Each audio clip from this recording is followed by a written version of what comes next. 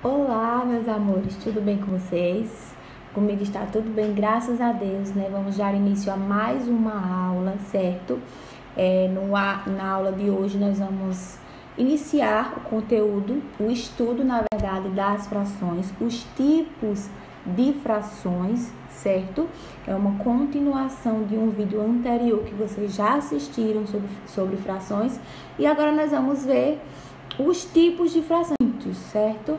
Nós temos frações próprias, impróprias, aparentes, fração mista, fração irredutível, frações equivalentes, enfim, nós vamos ver cada uma, tá bom? Como vocês já viram, né, no vídeo passado, frações, elas representam, né, partes de um todo.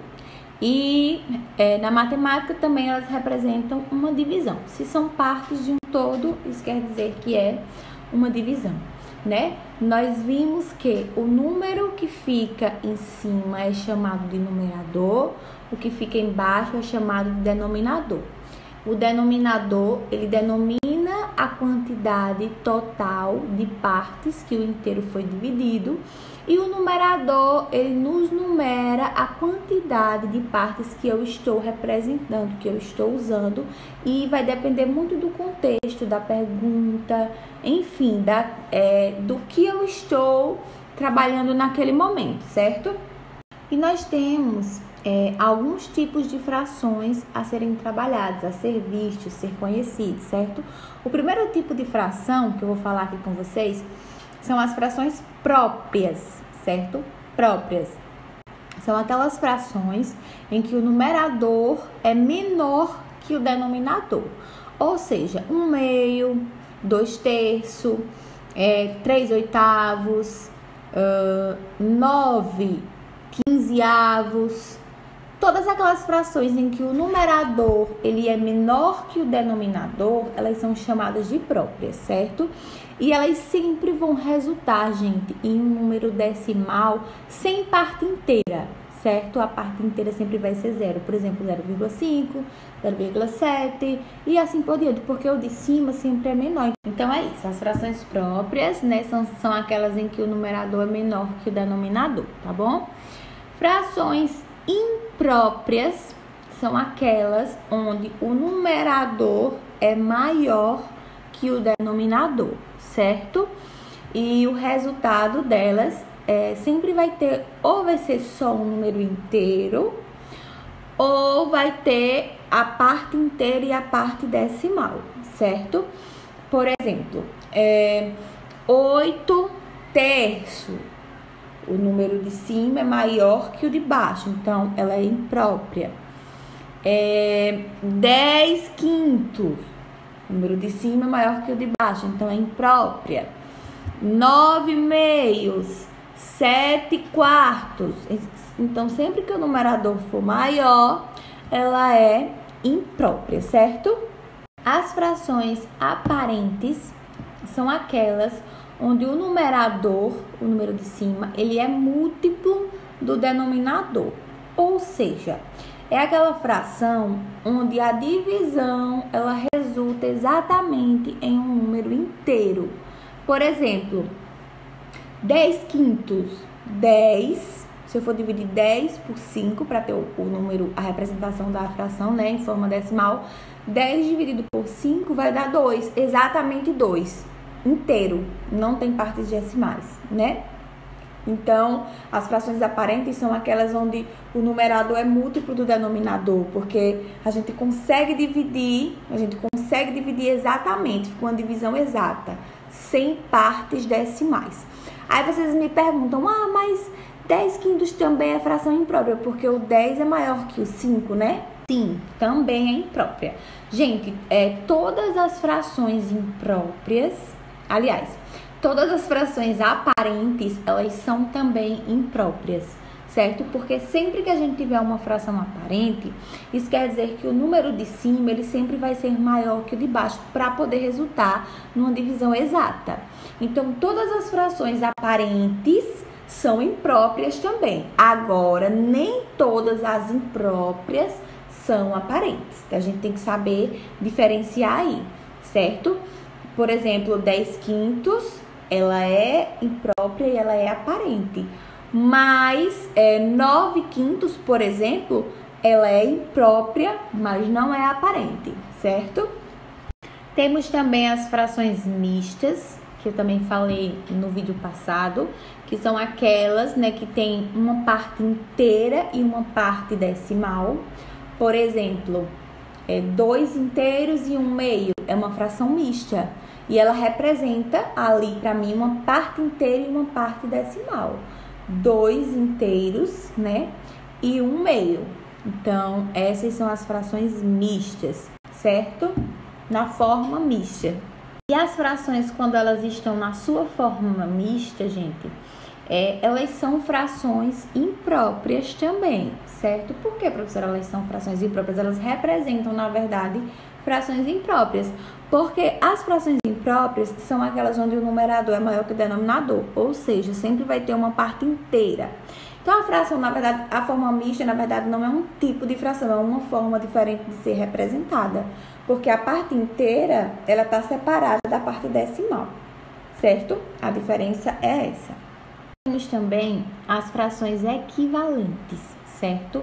Equivalentes são aquelas frações que têm o mesmo valor, digamos assim. Elas representam a mesma parte do todo, do inteiro, certo? São frações com valores diferentes, algarismos diferentes, mas o valor fracionário é o mesmo.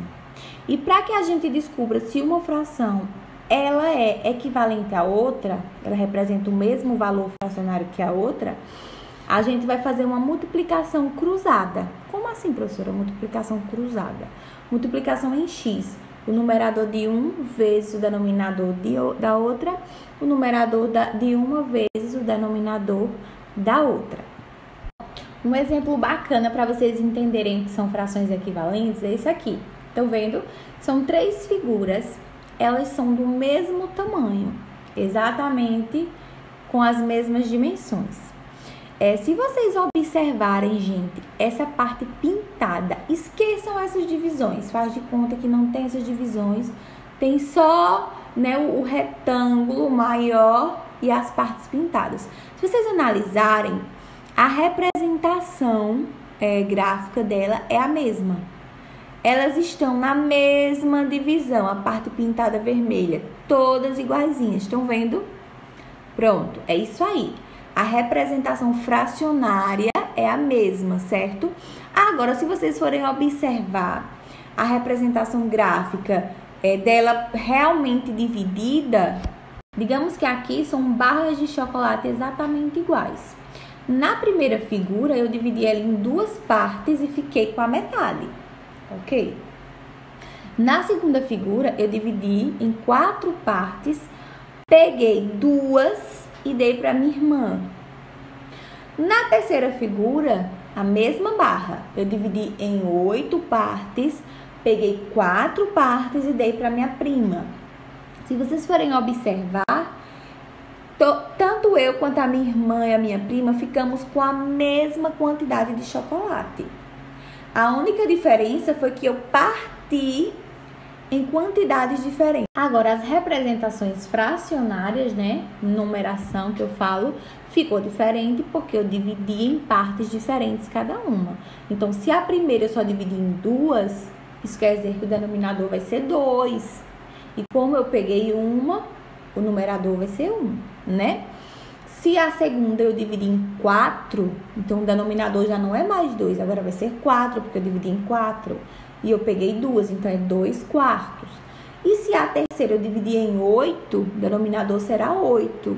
Mas eu peguei 4 delas, então ficou 4/8. Só que as 3 são frações equivalentes, porque elas representam graficamente o mesmo valor, certo? Agora, para que a gente possa descobrir apenas com as frações na sua forma realmente fracionária, né, sem a parte gráfica, aí a gente tem uma regrinha a ser calculada aí para descobrir. Vamos pegar as 2 primeiras frações, 1 meio e 2/4. Agora, sem a representação gráfica, como era que eu poderia descobrir se elas são equivalentes? Então, bastava eu multiplicar cruzado, multiplicar em x, o numerador dessa pelo denominador dessa, o numerador dessa pelo denominador dessa. Ou seja, vai ser 1 vezes 4, que dá 4, certo? E 2 vezes 2, que também dá 4. Então, se resultaram em valores iguais, isso quer dizer que elas são equivalentes. Agora, vamos pegar a segunda, que é 2/4, e 4/8, a terceira. Se eu for calcular, né, pegar só a parte realmente fracionária e descobrir se são equivalentes, eu faço a mesma coisa. 2 vezes 8, que dá 16, e 4 vezes 4, que também dá 16. Então, são equivalentes, deu o mesmo valor, certo? Ah, professora, e 1/2, que é lá a primeira, e a última, a terceira, também são equivalentes? Sim, elas não têm o mesmo valor gráfico. Então, 1/2 e 4/8. 8 vezes 1, 8, certo? E 4 vezes 2, 8. Então, 8 e 8 resultou no mesmo valor. Isso quer dizer que são equivalentes. Agora, se a gente fizer essa multiplicação cruzada e os valores derem diferentes, então elas não são equivalentes, tá bom? Então, era isso sobre os tipos de frações, era isso que eu queria passar para vocês, certo? Na próxima aula, iremos aprender as operações, né, com frações, iremos aprender a simplificar as frações, a deixá-las na forma irredutível, certo? Então, acompanhem aí o canal, os vídeos postados para que vocês não percam nenhuma aula. E a atividade vai estar lá no grupo do WhatsApp, tá bom? Um beijo grande e até a próxima aula.